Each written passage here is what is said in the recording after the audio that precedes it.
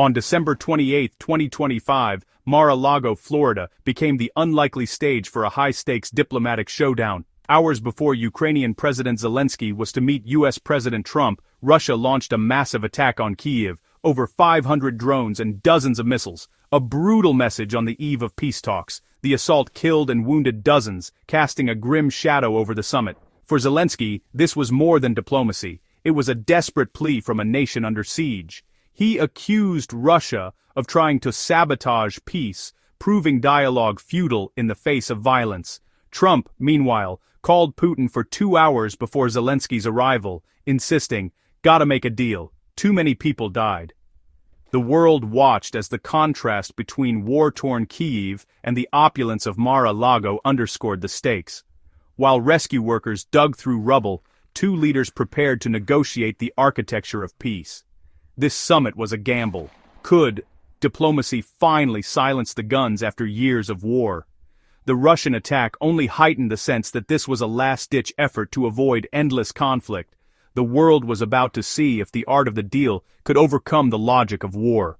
The Mar-a-Lago summit's core mission: end the devastating war in Ukraine. After nearly 4 years of bloodshed, both Trump and Zelenskyy arrived determined to broker a comprehensive peace, not just a ceasefire. Temporary pauses were seen as traps. Only a definitive end to hostilities would do.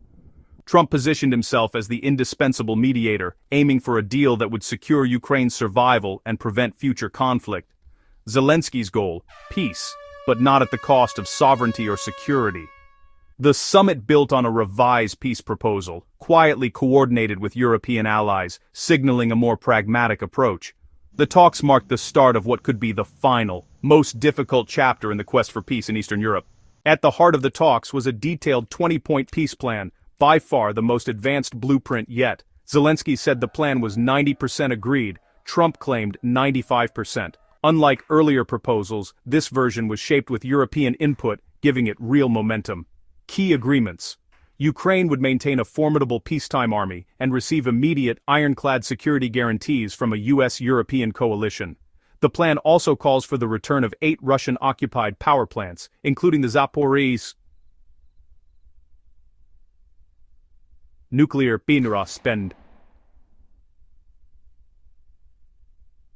power plant, restoring Ukraine's energy independence. A comprehensive prosperity plan is in the works to fuel Ukraine's reconstruction and integration with the West. Despite progress, a few thorny issues remain. Chiefly, the status of Russian-occupied territories and the nature of a ceasefire.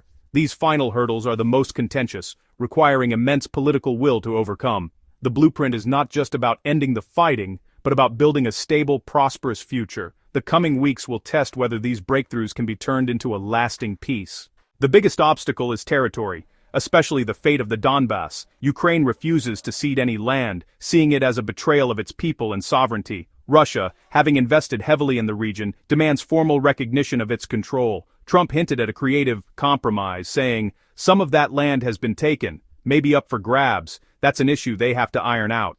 For Ukraine, Donbass is home and a symbol of national integrity. For Russia, it's a strategic buffer and a victory to claim. Neither side can easily back down, locking negotiations in a stalemate. Talks now explore complex formulas, transitional periods, special statuses, or international oversight to break the deadlock. Any solution will be politically risky and emotionally charged. The question of territory is about more than borders. It's about identity and survival. Solving it is the hardest puzzle on the path to peace. To break the deadlock, negotiators are considering a demilitarized zone, DMZ, in the Donbass. A DMZ monitored by international peacekeepers would separate the armies and reduce the risk of renewed fighting. For Ukraine, it means security. For Russia, a buffer. The proposal is complex. Boundaries, peacekeeper mandates, and dispute mechanisms all need agreement. A U.S. idea to pair the DMZ with a free economic zone could spur reconstruction and stability. The DMZ is an imperfect compromise, but it offers a way to freeze the conflict and move toward peace. Its success depends on both sides accepting a practical solution over total victory. Peace in Ukraine requires more than Kyiv and Moscow. It's a global effort. Trump has cast the U.S. as chief mediator, with top officials working to hammer out security guarantees. Europe's role is vital, especially in building the long-term security framework for Ukraine. A coalition of the willing will meet in Paris to finalize defense commitments. European troops and U.S. intelligence support are on the table, deepening Western involvement. Russia remains the wild card. Putin threatens to pursue military victory if talks fail. Skeptics doubt Russia will accept robust Western-backed guarantees, fearing it blocks future ambitions. The outcome hinges on aligning these competing interests. One misstep could collapse the process.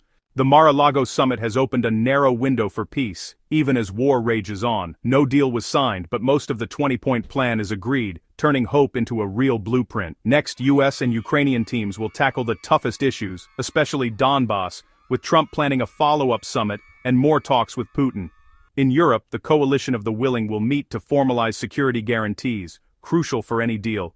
The credibility of these guarantees will determine if Ukraine can accept compromise. The stakes are immense. The future of Ukraine, Russia, and the global order hang in the balance. The world is cautiously optimistic, but the threat of renewed war remains. The coming weeks will reveal if this diplomatic gamble can finally bring peace to Europe.